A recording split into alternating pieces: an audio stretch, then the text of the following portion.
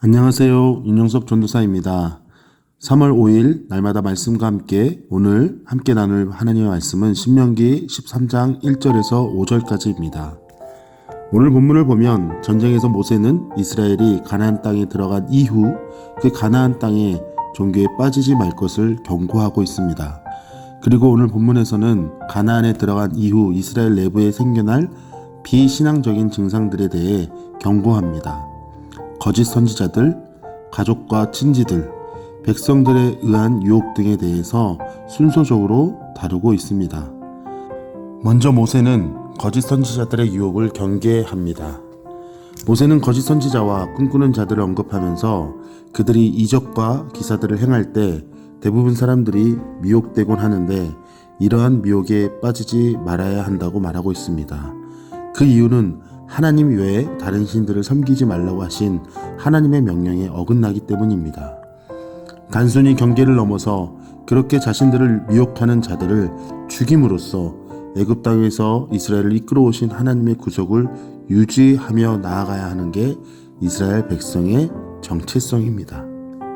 이스라엘 백성을 애굽에서 탈출시키신 분도 하나님이시고 애굽 군대로부터 그리고 광야에서도 그들을 지키시고 보호해 주시는 것은 이스라엘 백성들을 향한 하나님의 분명한 뜻이 있기 때문입니다.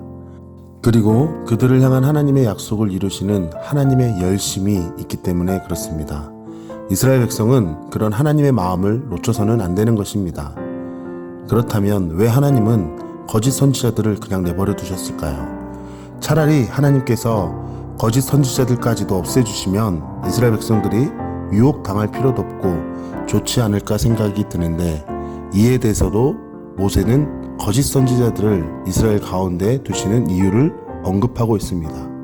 그 이유는 과연 이스라엘이 하나님만을 섬기며 마음과 뜻과 정성을 다하여 하나님을 사랑하는지의 여부를 알기 위해서 시험하는 것입니다. 기독교의 신앙은 이적과 기적이 아닙니다. 그리고 그 자체가 목적이 아닙니다. 우리는 하나님을 믿고 사랑하면서 기적이 일어나길 바랍니다. 그리고 그 기적이 마치 축복으로 이어진다고 생각이 됩니다. 그러나 이적과 기사는 하나님을 바라보는 도구일 뿐 그 자체가 목적이 아니라는 것입니다. 결국 우리의 신앙은 어떤 상황 속에서도 하나님의 말씀을 바라보며 하나님께 영광을 돌리는 것이 우리의 신앙이 되는 것입니다.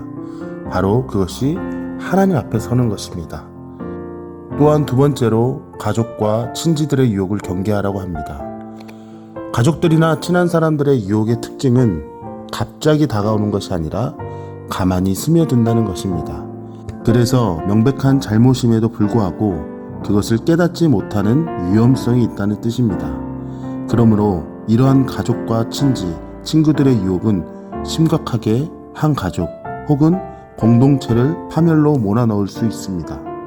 이스라엘 백성들은 말씀에 입각한 삶을 살면서 이러한 친한 사람들의 유혹을 능히 이겨낼 수 있어야 할 것입니다. 오늘 본문에서 유혹에 대한 경계를 말하고 있지만 더 나아가 그것에 대한 형벌도 강하게 언급하고 있습니다. 이러한 형벌을 강조하는 것은 그만큼 거룩한 공동체로서의 정체성을 다시 한번 기억하고 범죄에 대한 경각심을 가지기 위함입니다. 사실 우리는 나름대로 각자 죄에 대해서 그리고 그 죄에 대한 생각과 기준이 있지만 오늘 본문의 이스라엘 백성들에 대하여 모세의 언급은 너무 명확하고 분명합니다. 그리고 그들의 표현과 의지는 하나님의 말씀에 서 있고자 하는 강한 의지로 나타냅니다. 제 앞에서는 거짓 선지자뿐만 아니라 가까운 가족과 친지 앞에서도 경계하는 것을 보면 결국 그들에게 있어서 죄는 선택의 문제가 아니라 그만큼 당연한 것이었습니다. 오늘 말씀을 통해 우리의 삶을 비추어 보면 죄에 대한 경각심과 신앙의 순수함을 유지하고자 하는 이스라엘 백성들의 열심을 알 수 있습니다. 우리 인간이 스스로 죄를 이길 수는 없지만 그렇다고 해서 죄에 대해 타협하고자 했던 지난날의 우리의 안일한 마음과 하나님 말씀의 기준이 아닌 나의 상식과 나의 견해와 나의 기준대로 살았던 우리의 모습을 비교해 볼 때 과연 우리의 모습은 참 신앙이라고 말할 수 있을까 곰곰이 생각하게 됩니다.